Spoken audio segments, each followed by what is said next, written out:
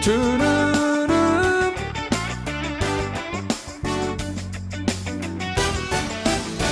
Estoy siguiendo a Jesucristo. De este camino yo no desisto. Estoy siguiendo a Jesucristo. Atrás no vuelvo, no volveré, no volveré, no volveré. Vamos a aplaudir al Señor Jesús. Hermanos, es una alegría muy grande que nos encontremos aquí en la presencia de Dios. Y yo vine así alegre porque sé que Dios va a actuar.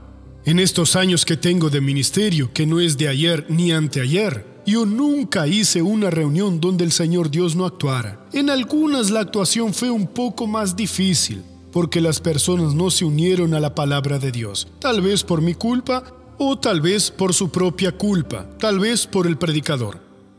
Otras veces fue fácil, cuando las personas escuchan lo que Dios está diciendo. La palabra de Dios las convence y ellas toman la decisión correcta. Dios actúa. Estamos estudiando estos días sobre el discípulo, la importancia de ser discípulo de Jesús. En San Mateo capítulo 28 me llamó la atención y creo que yo he fracasado de cierta forma. Es el último capítulo de San Mateo.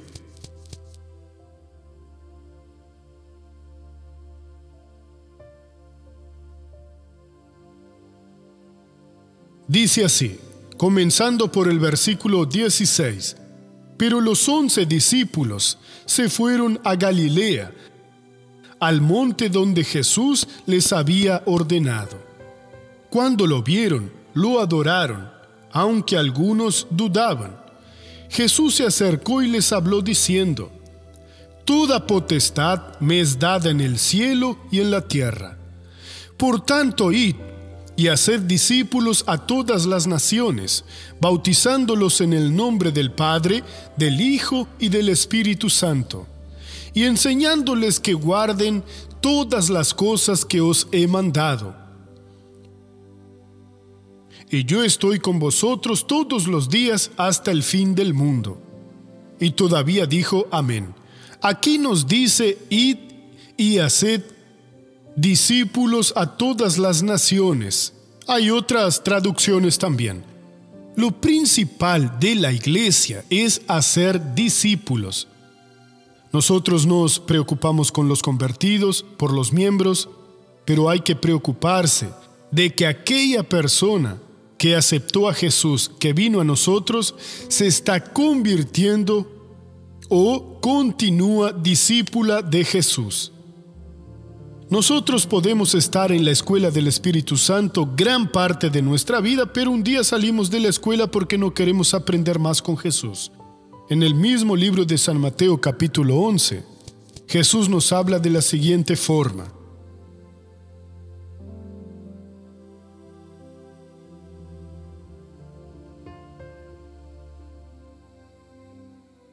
San Mateo 11, 28-29. Venid a mí todos los que estáis trabajados y cargados, y yo os haré descansar. Llevad mi yugo sobre vosotros y aprended de mí, que soy manso y humilde de corazón, y hallaréis descanso para vuestras almas. Si no hacemos a las personas discípulas, aprendices del Maestro, ¿el resultado? Ellas no hallan descanso para su alma. El alma está de un lado a otro.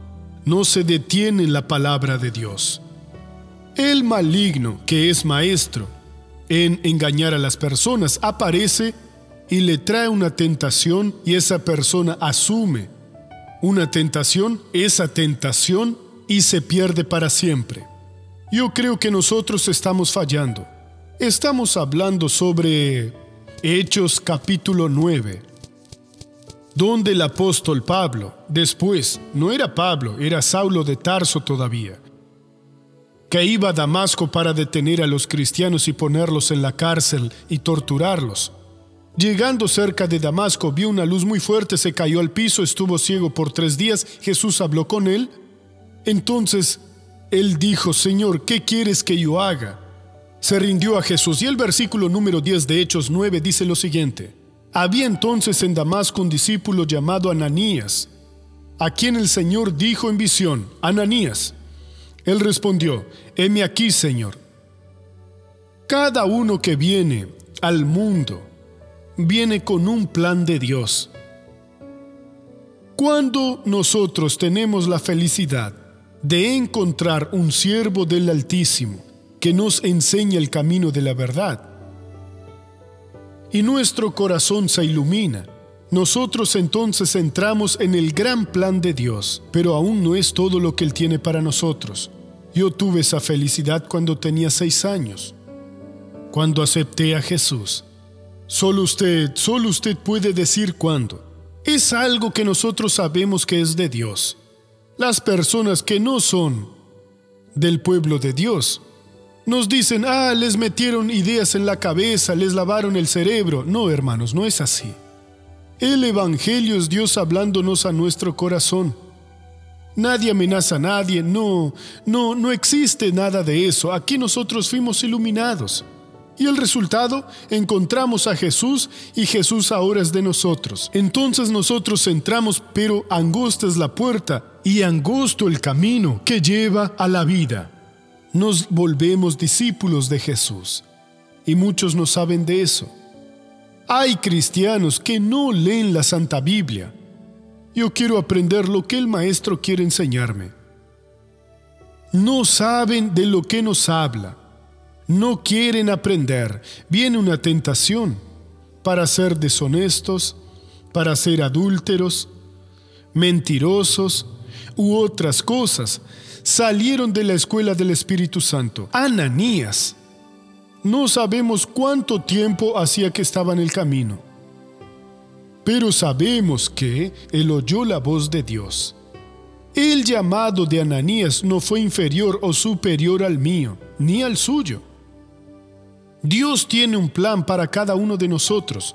Lo importante es que nosotros continuemos como discípulos para que a la hora exacta que Dios planeó hace mucho tiempo, es ahora el momento de Suárez, de Peña, de Germán, de quien sea, que nosotros continuemos discípulos para que Él pueda hablar con nosotros, porque lo que Dios le dijo a Ananías fue que fuera a la calle derecha, en la casa de Judas, y preguntase por Saulo de Tarso, que estaba orando y que estaba ciego, que le impusiera las manos para que él viera y fuera lleno del Espíritu Santo, y fuera la bendición que luego fue.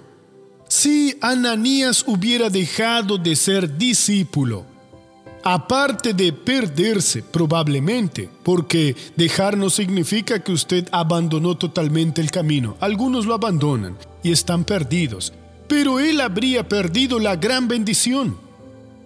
Para mí puede que no sea encontrar un Saulo, puede que tampoco sea para usted, pero también puede ser que Dios quiera un gran empresario en esta nación. Dios quiere un gran artista, un gran médico, una ama de casa. No sé lo que Dios tiene para usted o tiene para mí. Él no nos reveló ese plan a nosotros, pero sentimos que Él nos está dirigiendo. ¿Qué tenemos que hacer? Continuar siendo discípulos de Jesús. ¿Qué requisitos debe tener un discípulo? Ahora es tema nuevo. Vamos a San Lucas capítulo 6 versículo 40. En San Lucas 6:40 Jesús está enseñando y dice así: el discípulo no es superior a su maestro, pero todo el que sea perfeccionado será como un maestro.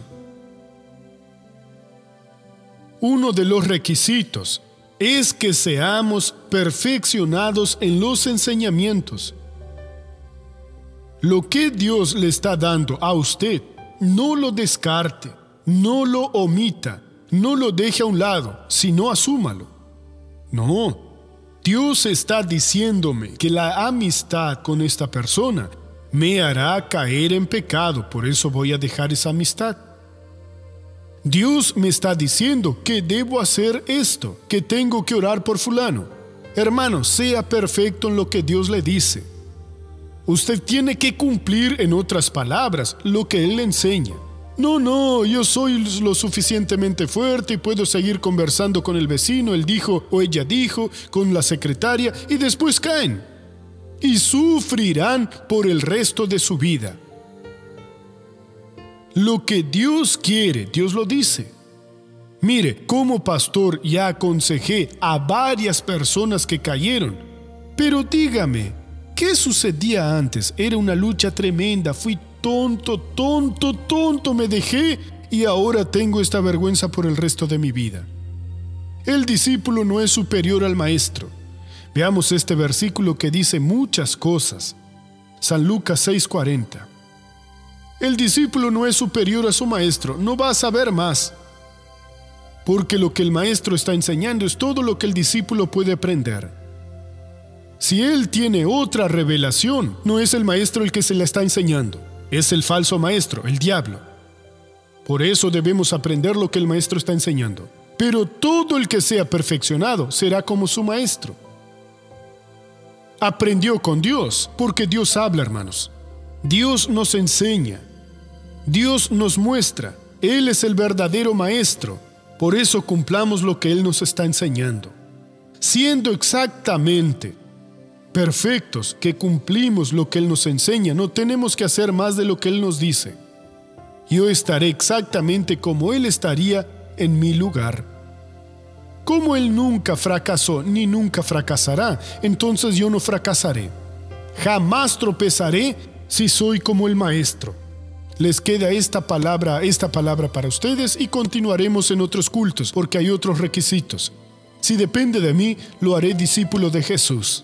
De Jesús, no de Suárez, olvídese de Suárez.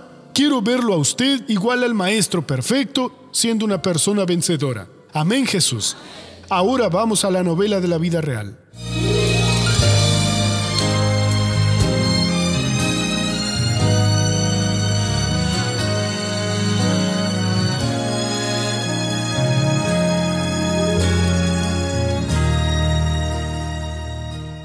María frecuentó por 20 años una iglesia evangélica y aún no entendía la palabra de Dios. Nunca desistí de la presencia de Dios, de tener a Dios en mi vida, de ponerlo adelante mío. Siempre fue una mujer de fe, una mujer, que teme a Dios, pero en esta parte yo veía que tenía mucha dificultad en asimilar las cosas, en realidad de conocer a Dios verdaderamente a través de la palabra. No tenía sabiduría, pero quería tener, por eso pedía, Señor, dame sabiduría, dame entendimiento, pero no entendía nada. Ella empezó a sentirse depresiva, se desmayaba y empezó a tener diferentes tipos de síntomas. A veces mi hermana tenía que llevarla al hospital, pero los médicos no diagnosticaban nada. Incluso un médico también le dijo, señora María, no tiene nada, pero la encaminaremos a un psiquiatra porque creemos que es algo de su cabeza. Un día tenía una cosa, el otro día otra, estaba debilitada, no tenía disposición. No sabía decir si era algo espiritual, ¿sí? Sabía que no estaba bien, pero no sabíamos definir bien lo que podría ser, ¿sí? María frecuentó por 20 años una iglesia evangélica, pero aún no había entendido la palabra de Dios. Después fui apoderándome de la bendición, de todo, de la palabra, porque él explicaba muy bien. Fue así que yo decidí ir a la iglesia. Cuando llegué aquí en la iglesia de Piraporina, ella empezó a contar los problemas que tenía de salud. Ella empezó a aprender a entender mejor la palabra de Dios, para saber cómo podría usarla para su cura y su liberación. A cada día llegábamos aquí, notábamos la diferencia en su rostro, como en la forma en que nos explicaba algo de la Biblia, un versículo de la Biblia. Así que sin que comentáramos nada, empecé a notar en ella la diferencia, como ella estaba entendiendo, incluso aquel desánimo que ella tenía por la depresión, ¿sí? Empezó a mejorar su aspecto, su rostro, ¿sí? Durante 4 años, María sufrió con osteoporosis, pero al entender la palabra de Dios, aprendió que también podría vencer ese problema. Tenía dolor de espalda, dolor en los brazos, en los dedos, en las piernas, en el pie. tuve hasta tendinitis por la osteoporosis, pero empecé a apoderarme de la palabra, de la explicación del pastor, de cómo debería actuar, de qué debería hacer, hasta que un día, mientras estaba predicando, él dijo: miren, hermanos, tomen estas palabras aquí, apodérense de ella, porque esta palabra irá a bendecir mucha gente. Fue la palabra que está en el libro Eclesiastes, capítulo 11, primer versículo, que dice: echa tu pan sobre las aguas, después de muchos días lo hallarás. Por eso deben echar sus problemas, sus inquietudes, sus enfermedades, todo lo que piensen que no tiene más solución, pongan en la presencia del Señor. Y fue cuando yo me apoderé de ella y me apoderé de esa bendición, de esa palabra, y me afirmé. Desde allí en adelante fui mejorando mucho más. Y bueno, en el mes de septiembre tuve que repetirme los exámenes porque los médicos me lo pidieron. Y mientras los miraba decía: esto no muestra nada, este tampoco, ni este ni este. Y cuando llegó el de la osteoporosis, ella miró y dijo: usted no tiene nada en la osteoporosis. Después de la transformación que logró encontrar su vida a través de la palabra de Dios, ella se animó y empezó a ayudar y a entrar en la obra. Hago la obra de la iglesia y la hago con mucho amor, mucho cariño, con mucha sed de Dios, porque las cosas de Dios, Dios merece. Nuestra buena obra, todo eso es para honor y gloria del Señor. Es totalmente diferente, es una sierva de Dios, sí, pero ahora vemos que ella tiene actitud. Me apoderé y recibí la victoria. Gloria a Dios, muy lindo. Doña María, entendimos que usted estuvo 20 años en el camino de Dios, pero sin sabiduría. Y entonces hicieron que usted fuera discípula de Jesús.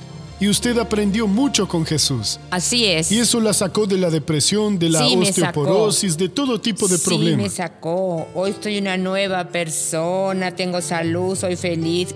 Gracias a Dios. La gloria es muy Aquella María grande. fracasada es del pasado. Es pasado. Ahora es solo el presente, en la presencia Hoy del es la Señor. María victoriosa. María victoriosa. Esta hermana que habló, ¿es su hija? Sí, es mi hija. Hija, quiere decir que la madre ahora es otra persona. Sí, es otra persona. Qué lindo, ¿no?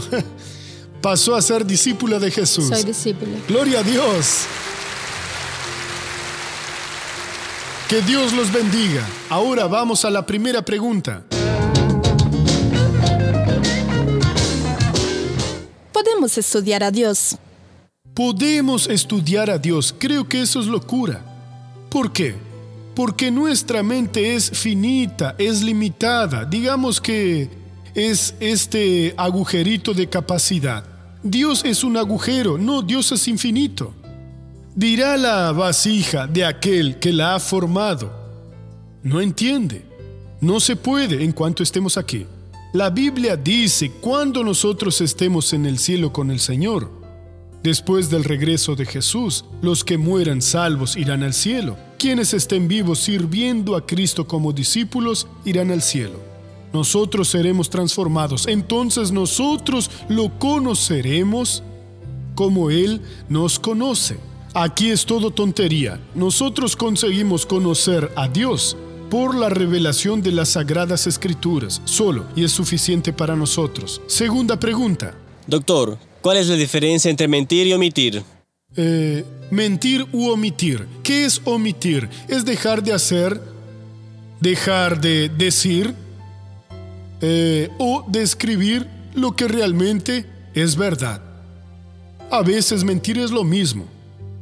Porque si yo vi a una persona matar a otra y no lo digo, yo estoy mintiendo. Y principalmente porque la palabra de Dios dice en Levítico 5:2. Veremos lo que dice Levítico 5:2.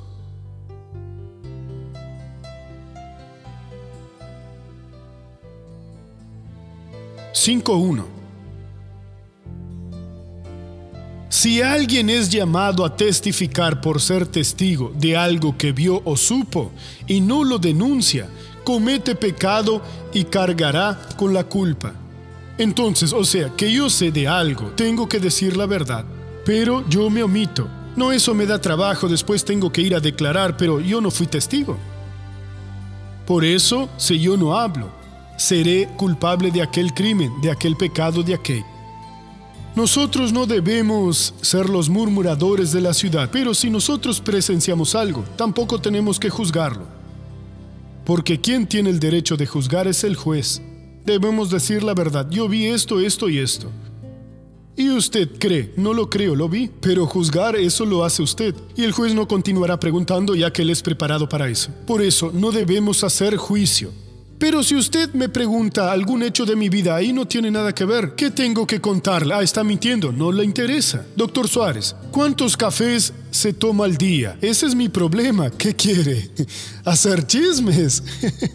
O sea, no es algo que tenga que revelar, son cosas personales. ¿Cuánto dinero tiene en el bolsillo?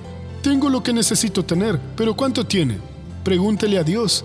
Por eso, mentir jamás. Y cuando la omisión es mentira, eluda el hecho porque no es bueno.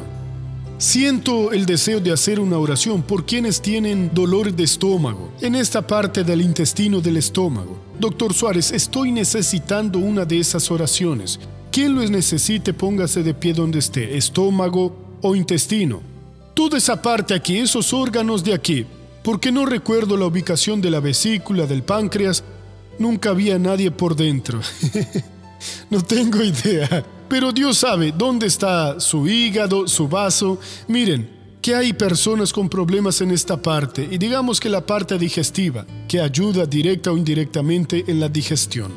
Si usted tiene cualquier problema en esa parte, póngase de pie, pero mire, de la misma forma que les dije a los demás, Dios le tocará a usted. Ustedes han visto cómo Dios actuó e hizo milagros. ¿Por qué no actuará ahora en usted? Pero crea, sea un discípulo verdadero de Cristo. Actúe de acuerdo a lo que aprendió de la palabra del Señor. Baje la cabeza y cierre los ojos. Padre, vengo ahora ante ti. Vengo porque creo en tu palabra, porque creo en tus promesas, porque sé que el cielo y la tierra pasarán, pero mis palabras no pasarán. Tenemos que ser discípulos de Cristo. Y yo quiero, Padre, estar en la escuela del Espíritu Santo, en todo momento, a toda hora. Oh Dios, cuando tú, Señor, me muestres algo, que yo no lo rechace, que no lo descarte, que yo aprenda y que yo, Dios, te obedezca a ti hasta en lo más mínimo, porque así yo seré feliz, así seré exitoso, Señor. No dejes, Dios mío, que el enemigo, oh Dios mío, que el engañador no venga mintiendo para sacar a esa persona de la fe, sacarla de tu presencia. Dios, ahora hay gente orando. Es gente que tiene el estómago, el esófago, el páncreas, el hígado, los intestinos, el vaso, la vesícula, comprometidos. Dios, el hombre tiene una máquina que hace exámenes, que pueden ver milímetro a milímetro, célula a célula. Pero tú, Señor, tienes los ojos, 1 trillón más 1 trillón de veces más penetrantes que esa máquina. Tú, Señor, ves todo como es. Con tu mirada, sabes cuántos virus están atacando a una persona, o la capacidad que tienen, cómo destruirlos. Padre, yo te pido ahora, toca a esta persona.